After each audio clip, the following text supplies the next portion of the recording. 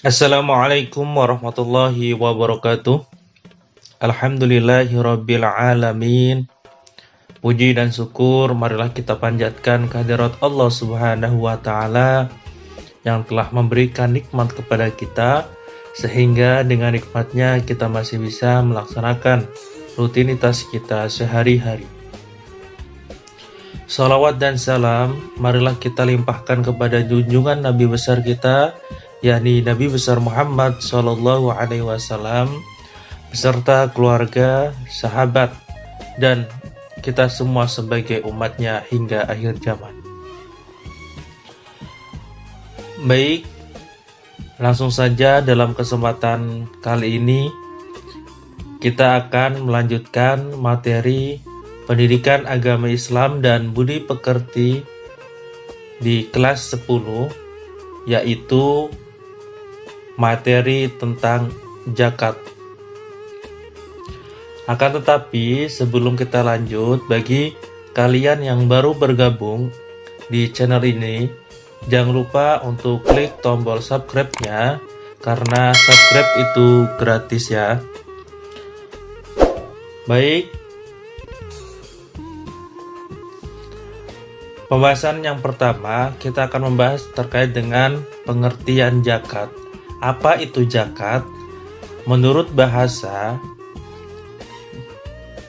zakat artinya tumbuh, suci, dan berkah. Sedangkan menurut istilah, zakat adalah pemberian yang wajib diberikan dari harta tertentu menurut sifat-sifat dan ukuran kepada golongan tertentu.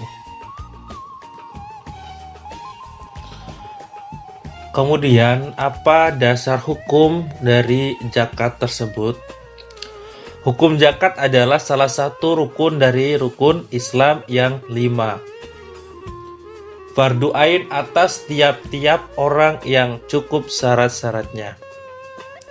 Sebagaimana firman Allah Subhanahu wa taala di dalam Al-Qur'an surat An-Nisa ayat 77. A'udzu billahi minasyaitonir rajim. Bismillahirrahmanirrahim. Wa aqimus sholata wa atuz zakata warka'u ma'ar raki'in. Artinya, dan dirikanlah sholat, tunaikanlah zakat, dan rukulah beserta orang-orang yang ruku. Quran surat An-Nisa ayat 77.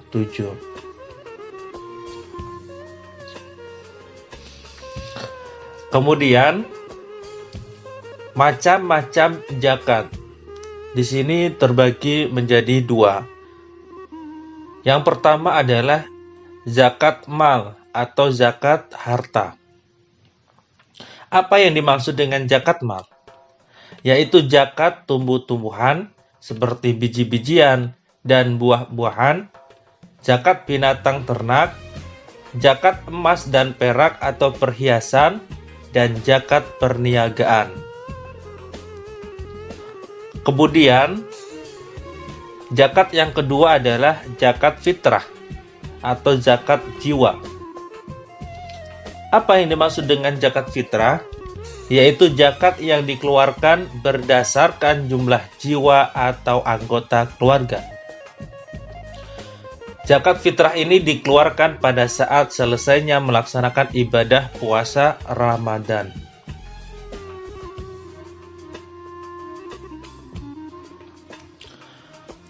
Selanjutnya adalah harta yang wajib dikeluarkan zakatnya. Yang pertama adalah binatang ternak.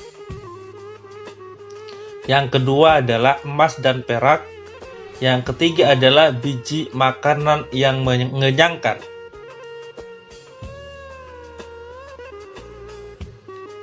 Yang keempat adalah buah-buahan. Dan yang kelima adalah harta perniagaan.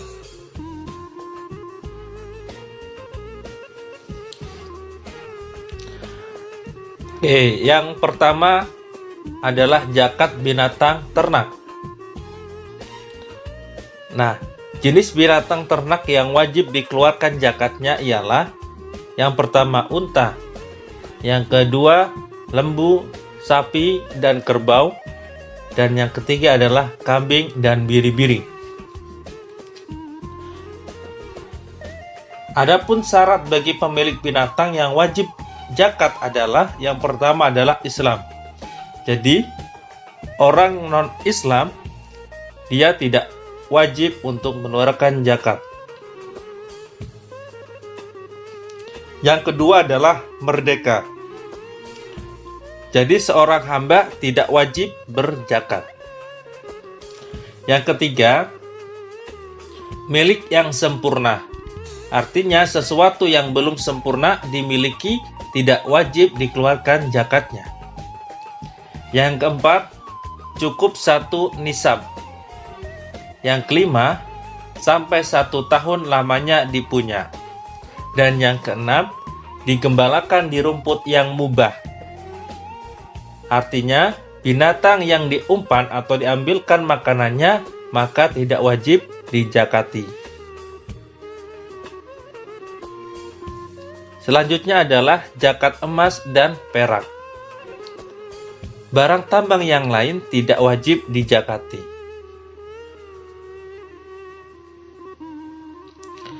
Adapun syarat bagi pemilik emas dan perak yang wajib zakat adalah yang pertama adalah Islam, yang kedua merdeka. Seorang hamba tidak wajib berzakat. Yang ketiga, milik yang sempurna.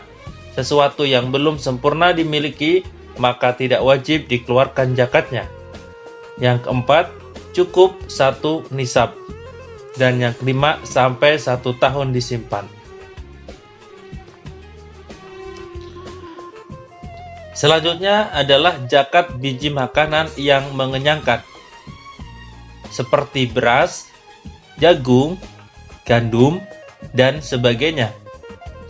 Adapun biji makanan yang tidak mengenyangkan seperti kacang tanah, kacang panjang, buncis, tanaman muda, dan sebagainya, tidak wajib untuk dizakati. Adapun syarat bagi pemilik biji-biji makanan yang wajib zakat adalah yang pertama adalah Islam, yang kedua merdeka, yang ketiga milik yang sempurna, yang keempat cukup 1 nisab, yang kelima biji makanan itu ditanam oleh manusia, yang keenam biji makanan itu mengenyangkan dan tahan disimpan lama. Yang selanjutnya adalah zakat buah-buahan. Nah, yang dimaksud dengan buah-buahan yang wajib dizakati hanya kurma dan anggur saja. Sedangkan buah-buahan yang lainnya adalah tidak. Rasulullah Shallallahu Alaihi Wasallam bersabda, yang artinya Rasulullah Shallallahu Alaihi Wasallam telah menyuruh supaya menaksir buah anggur itu berapa banyak buahnya, seperti menaksir buah kurma, dan beliau menyuruh juga supaya memungut zakat anggur sesudah kering, seperti mengambil zakat buah kurma juga sesudah kering. Hadis riwayat Tirmizi dan ia menilainya sebagai hadis hasan. Adapun syarat bagi pemilik biji-biji makanan yang wajib dizakati adalah yang pertama Islam, yang kedua merdeka, yang ketiga milik yang sempurna, dan yang keempat cukup 1 nisab.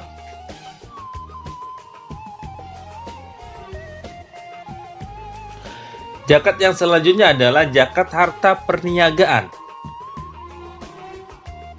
Harta perniagaan wajib dizakati dengan syarat-syarat seperti yang telah disebutkan pada zakat emas dan perak. Sabda Rasulullah Shallallahu Alaihi Wasallam dari Samurah, Rasulullah Shallallahu Alaihi Wasallam memerintahkan kepada kami agar kami mengeluarkan zakat barang yang disediakan untuk dijual. Hadis riwayat Daruqutni dan Abu Daud.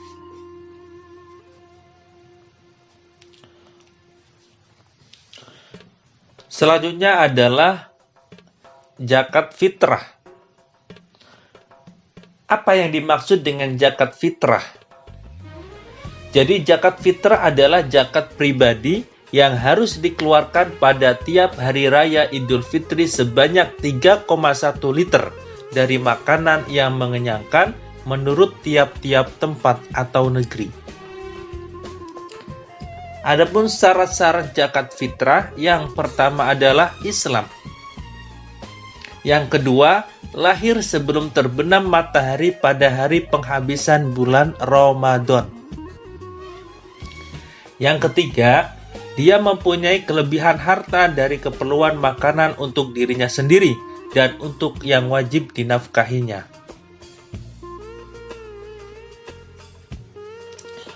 Adapun waktu dan hukum membayar zakat fitrah. Yang pertama, waktu yang dibolehkan, yaitu dari awal Ramadan sampai hari penghabisan Ramadan. Waktu yang kedua adalah waktu wajib, yaitu mulai terbenam matahari penghabisan Ramadan. Yang ketiga, waktu yang lebih baik atau sunnah, yaitu dibayar sesudah sholat subuh sebelum pergi sholat hari raya. Yang keempat adalah waktu makruh, yaitu membayar fitrah sesudah sholat hari raya tetapi sebelum terbenam matahari pada hari raya.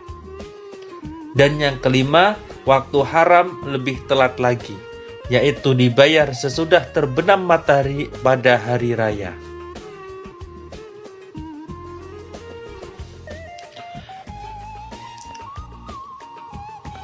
Kemudian, orang-orang yang berhak menerima zakat. Yang pertama adalah fakir. Apa yang dimaksud dengan fakir di sini? Yaitu orang yang tidak mempunyai harta atau usaha yang dapat menjamin 50% kebutuhan hidupnya untuk sehari-hari. Yang kedua adalah miskin, yaitu orang yang mempunyai harta dan usaha yang dapat menghasilkan lebih dari 50% untuk kebutuhan hidupnya, tetapi tidak mencukupi. Yang ketiga adalah amil, yaitu panitia zakat yang dapat dipercayakan untuk mengumpulkan dan membagi-bagikan kepada yang berhak menerimanya sesuai dengan hukum Islam. Yang keempat adalah mu'allaf, yaitu orang yang baru masuk Islam dan belum kuat imannya dan jiwanya perlu dibina agar bertambah kuat imannya supaya dapat meneruskan Islam. Yang kelima adalah hamba sahaya, hamba yang mempunyai perjanjian akan dimerdekakan oleh tuannya dengan jalan menebus dirinya. Yang keenam adalah gharim, yaitu orang yang berhutang untuk sesuatu kepentingan yang bukan maksiat dan ia tidak sanggup untuk melunasinya. Yang ketujuh adalah sabilillah, yaitu orang yang berjuang dengan sukarela untuk menegakkan agama Allah Subhanahu wa Ta'ala. Dan yang kedelapan adalah musafir, yaitu orang yang kekurangan perbekalan dalam perjalanan dengan maksud baik seperti menuntut ilmu, menyiarkan agama, dan sebagainya.